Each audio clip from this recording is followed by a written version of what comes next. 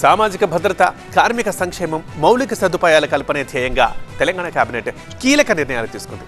ముఖ్యంగా వృద్ధాప్యంలో తల్లిదండ్రుల్ని నిర్లక్ష్యం చేసే వారికి షాక్ ఇస్తూ కీలక బిల్లుకి ఆమోదం తెలిపింది.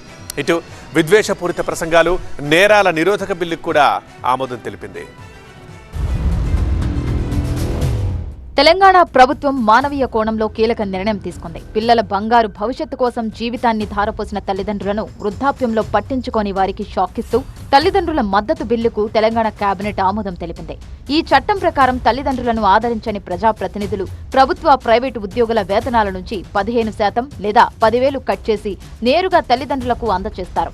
జీతం తీసుకునే ప్రతి ఒక్కరిని ఈ నిబంధన పరిధిలోకి తెస్తూ వృద్ధులకు సామాజిక భద్రత కల్పించాలని ప్రభుత్వం నిర్ణయించింది.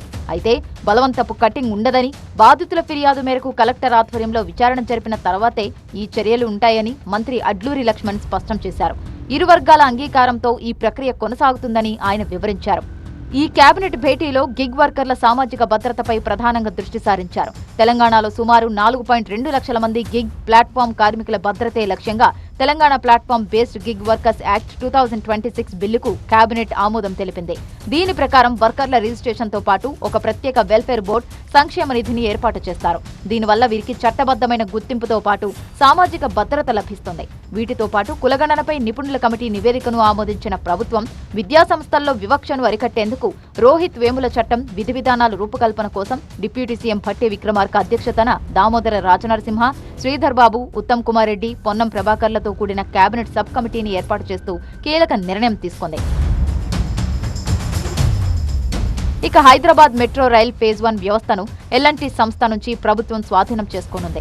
69 కిలోమీటర్ల నెట్వర్క్ ను రుణభారంతో కలిపి 15,000 కోట్ల రూపాయలు చెల్లించి తీసుకునేందుకు కేబినెట్ అంగీకరించింది. ఈ నిధుల లావాదేవీల ప్రక్రియను పర్యవేక్షించడానికి హైదరాబాద్ మెట్రో రైల్ లిమిటెడ్ ను నోడల్ ఏజెన్సీగా నియమించింది. మరోవైపు తెలంగాణ అడ్వకేట్ ప్రొటెక్షన్ బిల్లుకు కేబినెట్ ఆమోదం తెలిపింది. న్యాయవాదులపై జరుగుతున్న దాడుల ఘటనలను కట్టడి చేసేందుకు, న్యాయవాదులకు రక్షణ కల్పించేందుకు ఈ బిల్లు రూపొందించారు. ఇక రాష్ట్ర ప్రయోజనాలే లక్ష్యంగా పలు కీలక నిర్ణయాలు తీసుకుంది.